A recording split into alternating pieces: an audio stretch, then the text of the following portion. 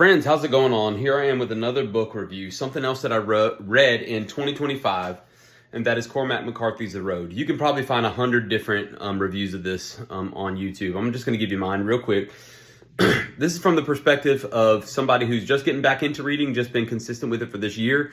So if you don't really have a really consistent reading pattern, this might be a really good one for you to help start to bridge the gap into some of those kind of classics.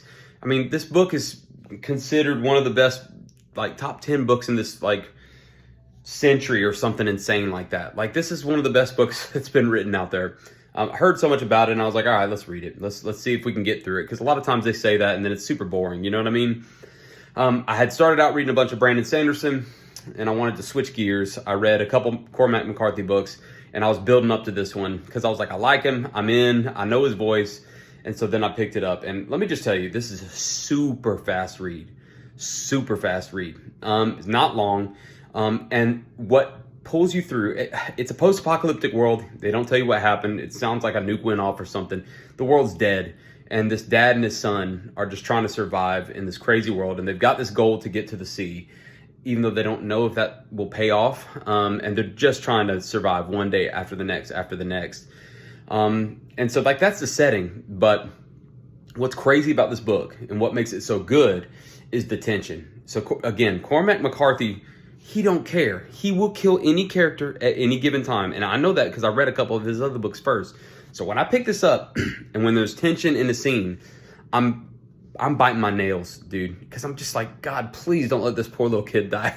Please don't let this dad die, man. But I know that Cormac will do anything. Like, he'll do anything. So if you want a tense read, and the tension from scene to scene is just pulling you through, and when they're suffering, like you're suffering, like you're like, God, they got to find some food, man. And then, or they'll lose something. You're like, God, no. And then they'll find some food or something like that and try, and because like the sun's gone, like the sun's all blotted out by like smoke and stuff. So like no one can survive. And so like when they find food, you're like elated. And then that pulls you into the next chapter because it's one thing after the other. Now it's cold. They're trying to survive. So it's so realistic.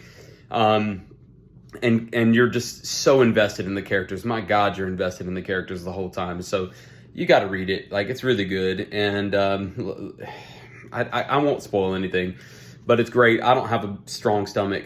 So the fact that I made it through, like, you can make it through this. It's really good and super propulsive, and it'll just get you thinking. So, like, such a good book. I hope you read it. Try it out. I hope my perspective is unique and helpful to you. Let me know if you want more reviews like this. And hey, have an amazing day.